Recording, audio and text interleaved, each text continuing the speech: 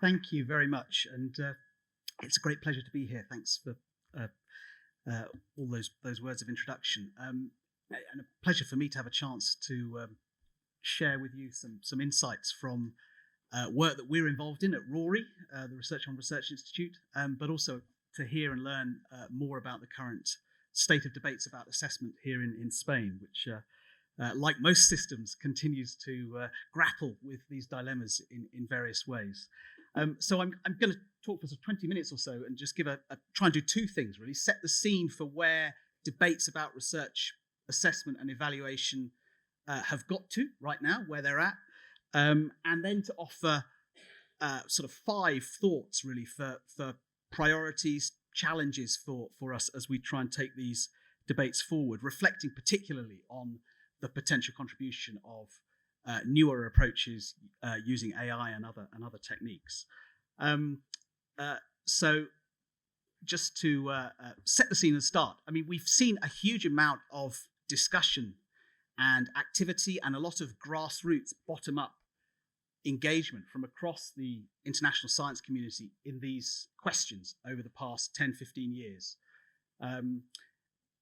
You'll all be aware of certainly most of these initiatives, but particularly in the last 10, 12 years, the emergence of DORA, the San Francisco Declaration on Research Assessment, which was first released in 2013, and then quite soon after that, the Leiden Manifesto, which was a big statement from the bibliometrics community.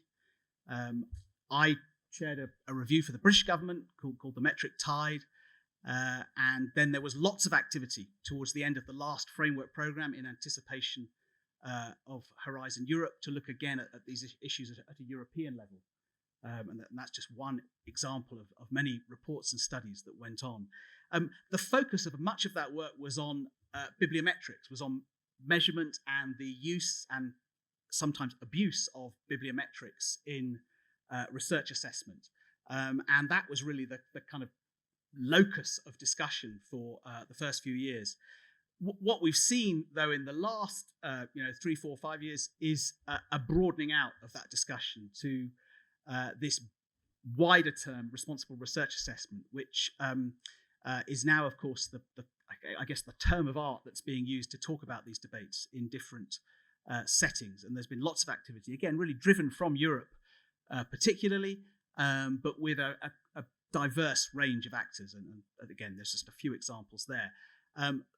The most significant initiative in this space, of course, in the past 2 years has been first the agreement that came first, and then the Coalition for Advancing Research Assessment that was launched with the backing of various European institutions. And of course, in a way, I don't need to say much about this to a Spanish audience because certainly from my counting on the COARA website, there are more signatories to COARA in Spain than any other country. There's 800 organizations overall as of this week, the latest data on their website. And about 10% of all of the signatories to COARA are here. So there's quite wide uptake. But COARA, in a sense, builds on all of those initiatives and is now trying to take them to the next level. And I think what, again, as many of you will be aware, what differentiates COARA from things that went before is this commitment to going beyond just signing your name to a statement, as one could do with DORA, but to actually then put in place management systems, tools, frameworks for making this work. So it's an important development. It's still early days. It's still taking shape. There's a lot. It's quite complex. I think most people would acknowledge within it in terms of its governance, and obviously 800 signatories is a large community already to navigate and mobilize in any particular direction. But it's a very important initiative. And of course, it's had a further round of funding from the Commission in recent months. And within it, of course, you've also got national chapters now, including here, and you've got various expert working groups. To take a step back, when we talk about responsible research assessment, what are we sort of bringing into scope when we discuss those debates? This is the definition that we advanced in the working paper you see up there that RoRI published a couple of years ago, 3 years ago now, with the Global Research Council, which is the grouping of public research funding agencies. And we said there, RRA is an umbrella term for approaches to assessment which incentivize, reflect, reward the plural characteristics of high quality research in support of diverse and inclusive research cultures. And going on there, while notions of responsible metrics are in a sense most relevant and best applied at the level of indicators themselves, the idea of RRA is to encourage key actors in research systems, funders, research institutions, publishers, and obviously researchers themselves to think about and manage in a more holistic way the methodologies, systems, and cultures of research assessment.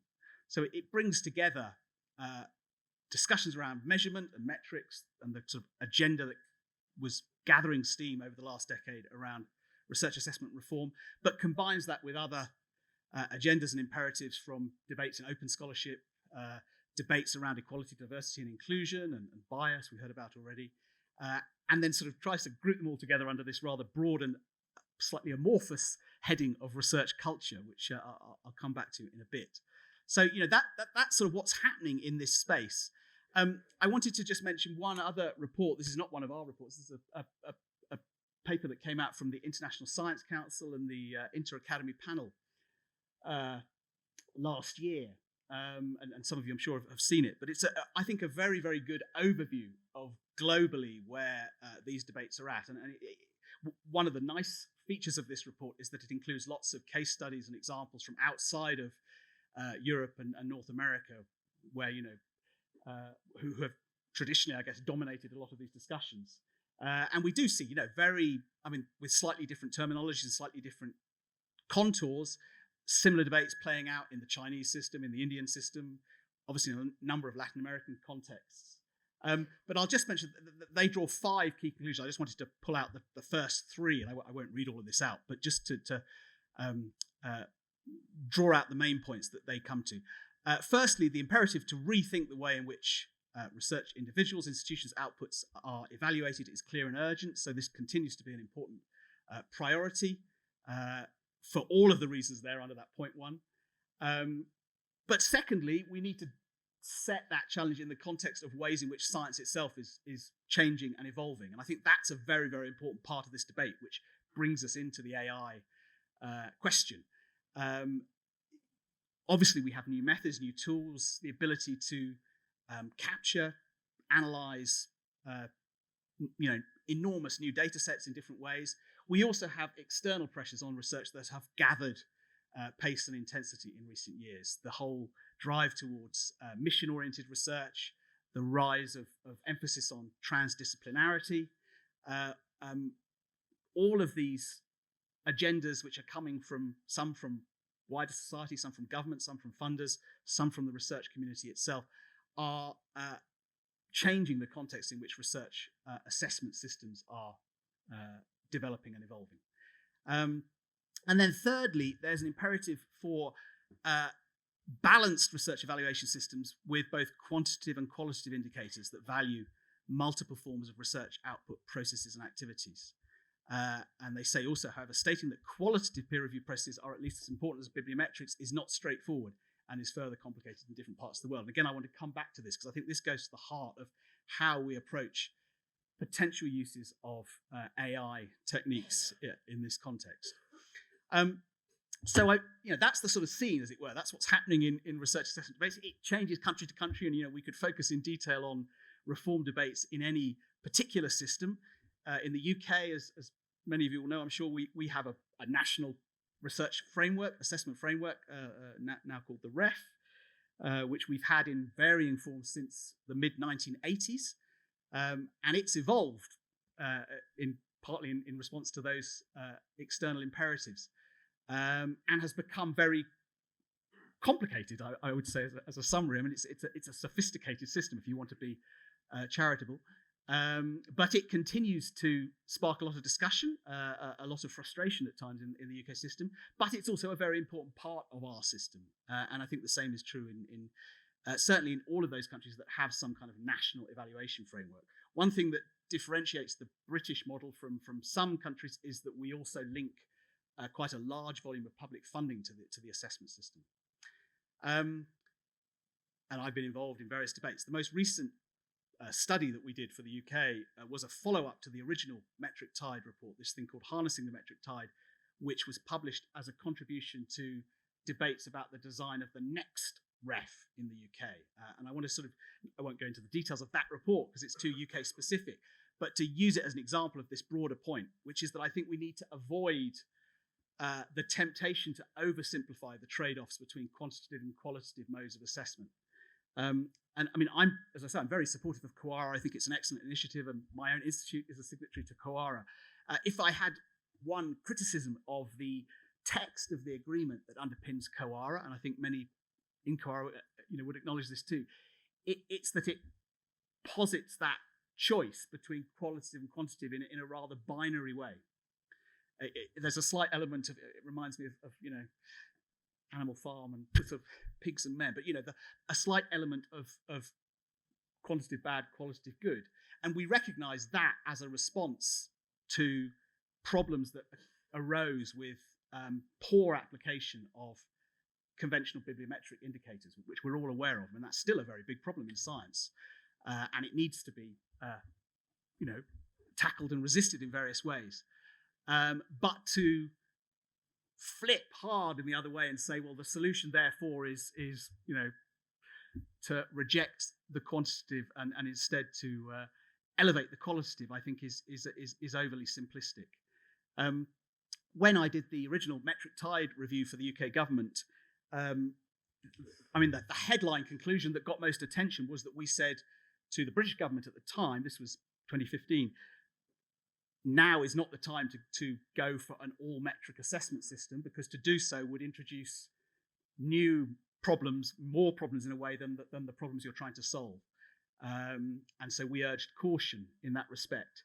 But most of the study, the report, was a big report that we produced. Most of it was focused on infrastructure for data, because that's actually the solution. If you want to actually get improvements in how we measure and understand research systems, a huge part of that challenge is improving the underpinning data infrastructures, metadata, all of the kind of issues of interoperability between different systems, ideally the move also towards open systems as opposed to proprietary systems. And so, the challenge then is not quant or qual, it's ensuring that the uses of quantitative data are as good as they can be, because we've made the necessary investment. And I think the same kind of points will apply to AI. So again, in this recent study we did, Harnessing the Metric Tide, we said the same thing, that in a way, the point to start with in thinking about the potential redesign of the British system is not with a choice between quant and qual, but rather with a focus first on what are the purposes of this assessment exercise, what are you trying to achieve, and therefore at what level do you assess. Depending on the level, the potential use of quantitative indicators becomes more helpful. Obviously, if you go right down to the lowest possible level, and then using metrics can be problematic in various ways, as we all know, in terms of assessing, individual outputs or even worse, individual people. But anyway, we need to avoid that oversimplified trade-off, and I think that is an important point to keep re-emphasizing at these debates. A second one is to continue. We heard, I think, from Javier Solana, absolute importance of excellence, and this is which I fully endorse. We're all in favor of excellence. But we also need to recognize that excellence comes in a variety of forms, and that sometimes the word excellence or its equivalents get used as a way of oversimplifying or reducing the analytical lens that we're bringing to research, to research systems in various ways.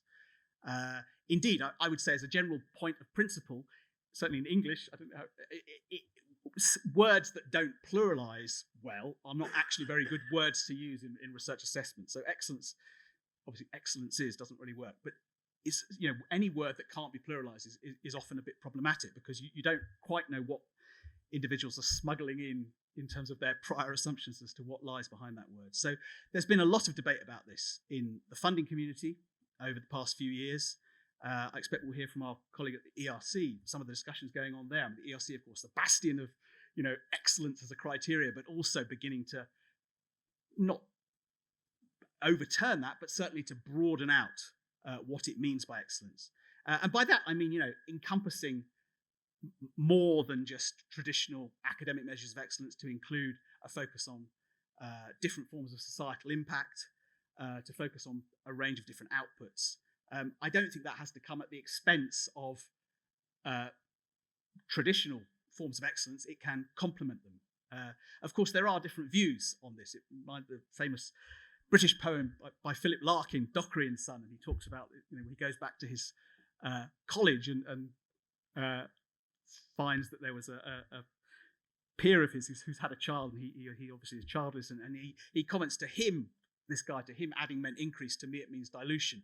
Well, to me, I think adding does mean increase. We can broaden what we mean by excellence and still protect what's precious in research, but ensure that we're not squeezing out other things. And this is particularly important when we come to think about non-STEM areas of the system. So that third picture there, Reimagining the Recipe, a recent report that I was involved in on the secret source of social science, looking at the ways in which the social sciences contribute to the overall efficiency and running of an R&D system in a whole range of ways, many of which don't necessarily show up in conventional bibliometrics, but are actually very important underpinning sort of system contributions. And it's that kind of thinking that we need to be conscious of as well. Thirdly, in the UK, in Australia, in quite a number of systems that have had a national framework, the broad evolution over the past couple of decades has been starting with an initial focus on productivity and quantity. So when research assessment was first introduced in the UK in the mid-1980s, Mrs. Thatcher, Margaret Thatcher, who was then the Prime Minister, was convinced that academics were feckless and lazy and weren't working hard enough. And so they needed a research assessment system to give them a kick up the backside and get them to start producing more work.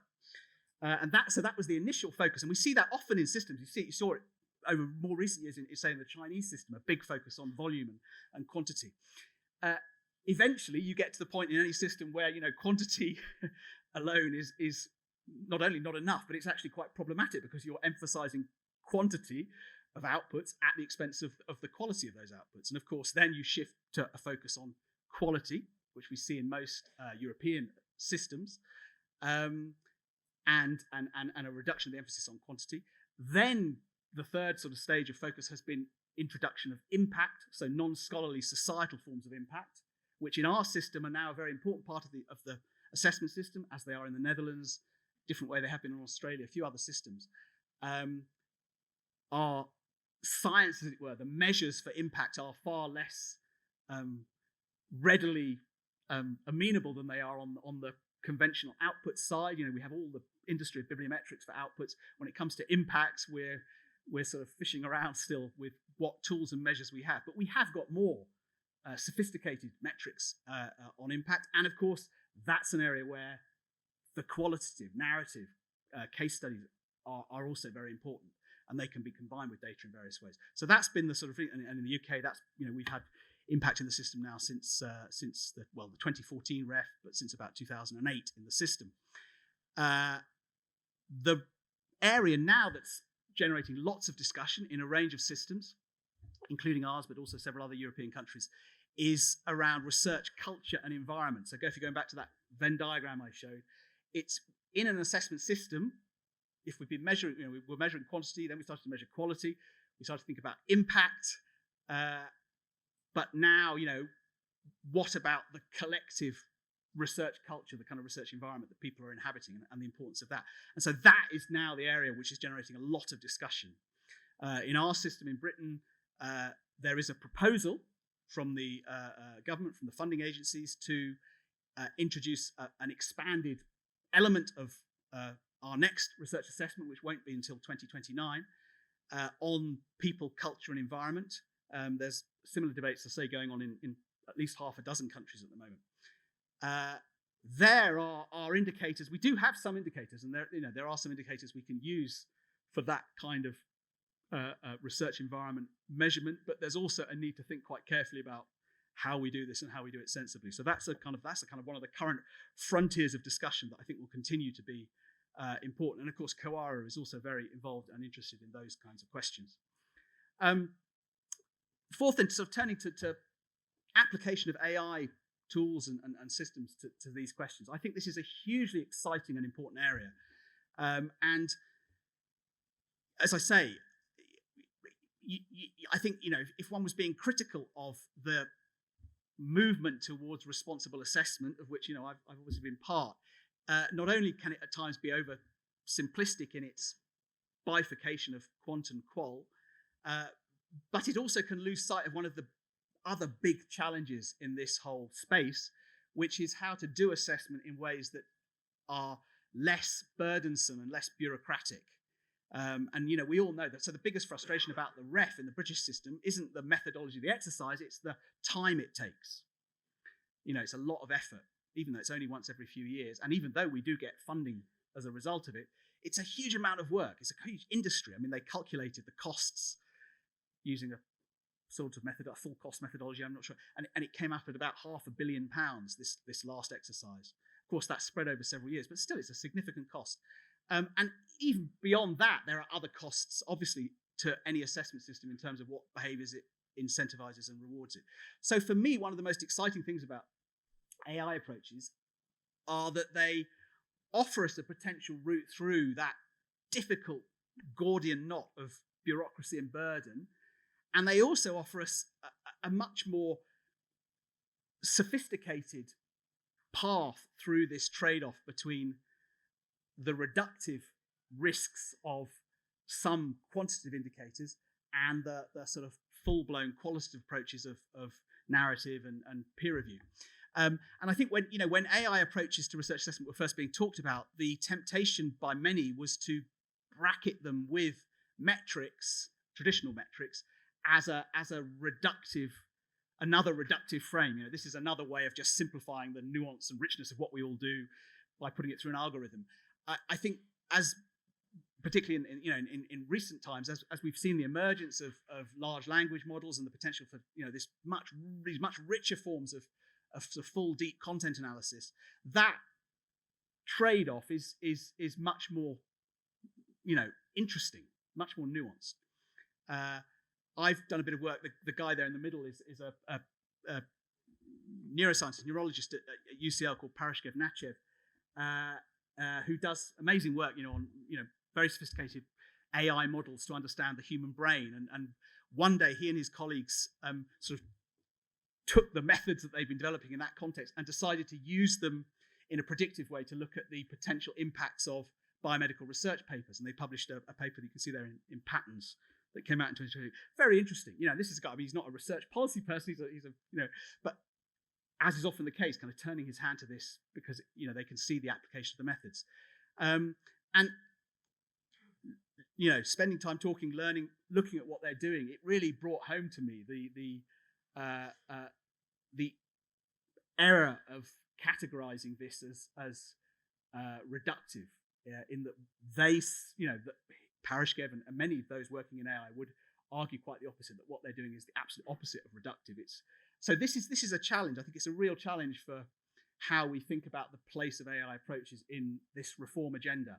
I would strongly urge keeping the AI conversation in the mix with the COARA conversation. I think it would be very unfortunate if these now branched off and you had a sort of pro-AI conversation here and a sort of pro-responsible assessment conversation there, because I think, as I'm trying to say, and we'll hear more, I'm sure, from other speakers about this, I think there is a way of squaring that circle, but it needs to be approached with great care. And we don't, what we mustn't do is, leap to apply these models without having properly understood how well they work across entire systems. They may work brilliantly in analysis of biomedical research, but when we try and then look at the humanities, they're absolutely useless. And that's a common feature as well, obviously, in our use of bibliometrics. So we need to be cautious, but I think open-minded. And that links to my final and sort of broader point, which is that I think in research assessment, in research funding overall, this discussion needs to also be situated as part of a broader move to be more experimental and more evidence informed in how we run and evaluate, operate the research system. And this is really the whole agenda of meta-science, research on research, science of science, call it what you want, that RoRI is part of, and there are many other initiatives all over the world now engaged in this broad endeavor, which is to try and, as we turn the tools of research back on the research system itself to improve the way we run, operate, evaluate research. So it's a very, very important and exciting area at the moment. It's not new. There's people worked in it for a while, but there's a lot more energy and again, just so many more methodological possibilities. Again, many coming from AI related tools and techniques. So I won't say much more than that. There's a couple of examples there of things we're doing. The Experimental Research Funders Handbook, RoRI published a year or so ago, which was designed really as a manual for research funders who want to get more experimental in their approaches. But the other thing I've mentioned at the bottom there is the Agora project we run, which is a global observatory of responsible research assessment. And that links to the other point in my sentence there at the top, that we need to also get better at learning more systematically from attempts at research assessment reform elsewhere, which we're not normally certainly in Britain, I think the case in many systems, you tend to sort of run your evaluation cycle and then you might poke your head up and look around at what others are doing, and then you get back down and get on with your own national framework. And I think that's not really sufficient, because there's so much going on in this space and there's so many things being tried out by different funders, by different governments, by different evaluation agencies. It's really important that we improve those flows. COARA can do part of that and the working groups will do part of it, but there are other more, I suppose, empirically robust ways of doing it as well. So those would be my main points. I hope that's helpful as a contribution. I look forward very much to the discussion, and thank you again for the chance to be with you. Thank you.